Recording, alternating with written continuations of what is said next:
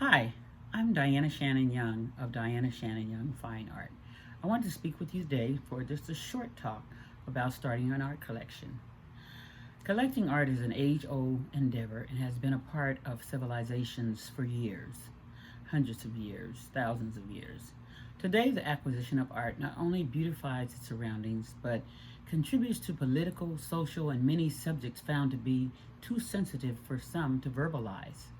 I like to say, and this is my own quote, only through art can stories be captured without words.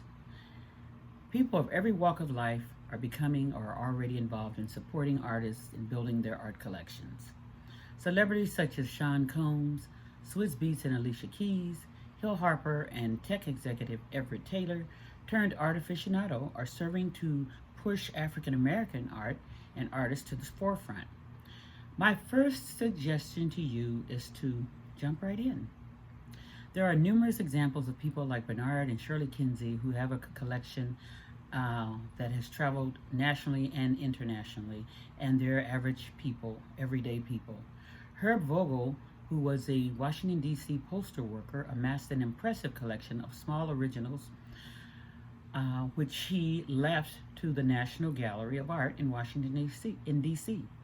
The criteria for his collection, though impressive, was that it had to be affordable or inexpensive for him to afford, small enough to fit into the subway, a taxi, or a train, because it had to fit into his one-bedroom apartment.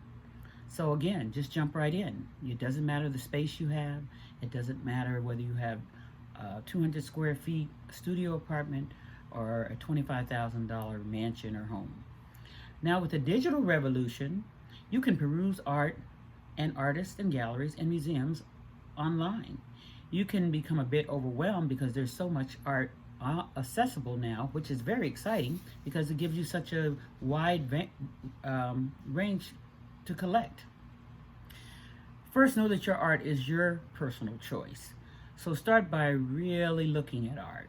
The more art you see will help you determine your permanent or your personal taste, your permanent and your personal taste. Well, not permanent necessarily, because your taste can adjust over the years. Browse museums and bookstores, follow artists and galleries on social media. Determine what style of media that intrigues you the most. It could be exciting, provocative work by contemporary artists of any age group, young or old. Well, I should say in 20 or 60, it doesn't matter. It could be historical pieces. Are you captivated by paintings or sculpture, or both? So one-dimensional, two-dimensional, three-dimensional. Just remember to buy what you love and what speaks to you or enhances your life. Establish a workable budget. You may determine from the budget that you can establish that you may need to save 6 months or make an easy monthly payment plan of 6 months to get the piece that you love, or you may budget an amount that allows you to purchase 2 to 5 pieces per year, or even more. Although you may start with lower price pieces, keep in mind that it is quality over quantity. Don't be fooled by the department store or furniture store art that looks pretty. That is not the art to consider when you're starting to build a collection.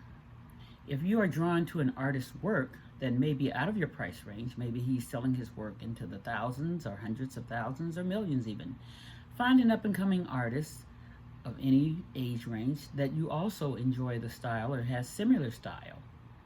Collecting art is a wonderful hobby that can easily become a passion.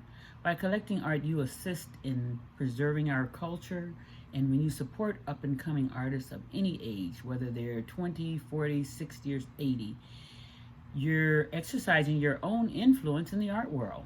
We all have an influence in the art world. Every time you purchase art, you're influencing the work of that particular artist or just art of our culture, period. Your support allows the artist to continue to build their practice, and that affordable price that you pay today of a few $100s could easily be well into the millions not too many years from now, fostering an unparalleled legacy for your family. Just think of the work of Basquiat or Kerry James Marshall, were once up-and-coming artists and command millions for their artwork today. You, as a collector, are an important part of the art community. With each purchase, you help to set standards because as you purchase art from artists, other people become interested in that particular artist's work as well. It contributes to the economy and makes your friends and others envious and want to emulate you because everyone wants beauty in their home and they want to be able to pass a legacy on to the next generation. If you are anxious to start on a limited budget. Consider buying a piece from a limited series by the artist, which is considered a limited edition, signed and or numbered. Signed and numbered is best, but some editions may be limited but not signed. These choices may still garner additional value over time, but remember, one-of-a-kind originals are the best way to go. Hold on though, not every piece of art you purchase is going to turn into millions of dollars. So let's go back to the first rule. Buy what you like. Thank you for the time, and I hope you will start your art collection today.